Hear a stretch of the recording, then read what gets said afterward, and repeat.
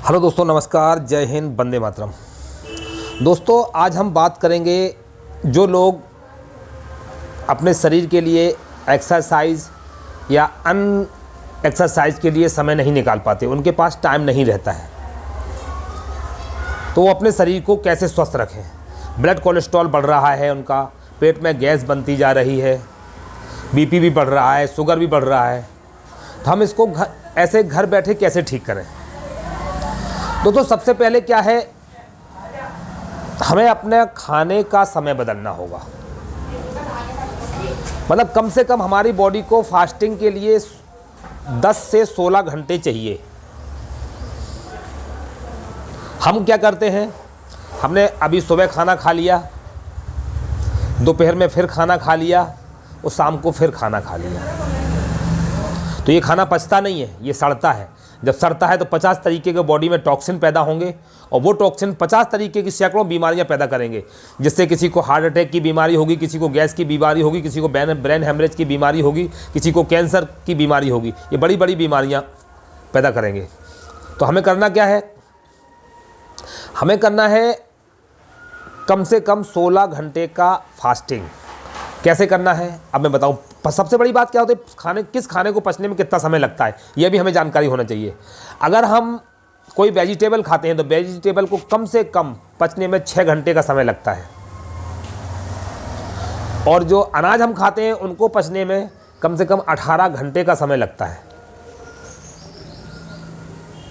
अब 18 घंटे कितना समय होता है, और हम क्या करते हैं, सुबह भी खाना खाया, उसके ऊपर दोपहर में खाना खा लिया, उसके ऊपर शाम को भी खाना खा लिया, तो खाना पचेगा नहीं तो 50 तरीके की बीमारियां स्वाभाविक ही पैदा होंगी। और हमारी बॉडी को रिलैक्स भी नहीं दे रहे, दमादम खाने पे खाना डालते जा रहे। कम से कम सप्ताह में 2 बार तो उसको खाली भी रखें। और हमारे शरीर में क्या होती है, एक प्राण शक्ति होती है, इसे बोलते हैं इंग्लिश में इंटरनल हीलिंग पावर।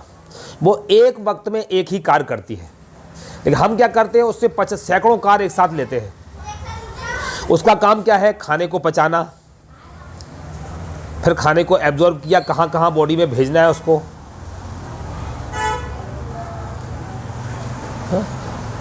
वो जो टॉक्सिन है उनको बॉडी से निकालना।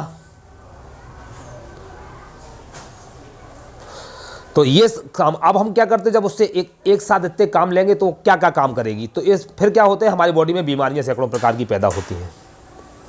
और इसके लिए हमें करना क्या है, हमें शाम का खाना, नाइट का खाना अवॉइड करना है।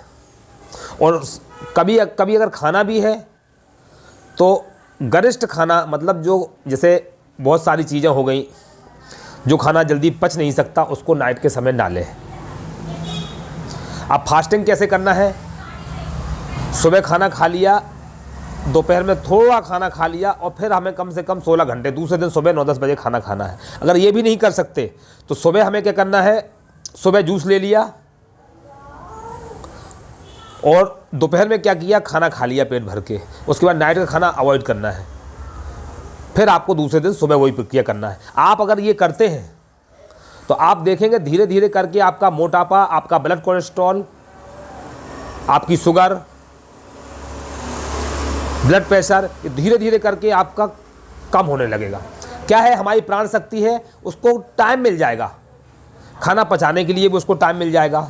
फिर बॉडी में कहीं बीमारियां पल रही हैं, उसको ठीक करने का समय उसको मिल जाएगा। कहीं बॉडी में और कुछ भी दिक्कतें हो रही हैं तो बॉडी को हील करने का उसको मौका मिल जाएगा। और उसको हम क्या करते हैं, उसको समय ही नहीं देते, उससे एक साथ में सैकड़ों काम लेते हैं। अब आदमी से ही देख लो, एक साथ में सैकड़ों काम लोग नहीं कर पाएगा। वही हाल हमारी प्राण शक्ति का है कि उसके ऊपर इतना जोर नहीं देंगे तो हम हमेशा स्वस्थ रहेंगे, हमारे चेहरे में चमक बनी रहेगी, हमारा लीवर स्वस्थ रहेगा, हमारी किडनी स्वस्थ रहेगी, हमारी आंतों का जो प्रॉपर काम है वो प्रॉपर करेंगी, एब्जॉर्प्शन बॉडी का है वो प्रॉपर बॉडी करेगी।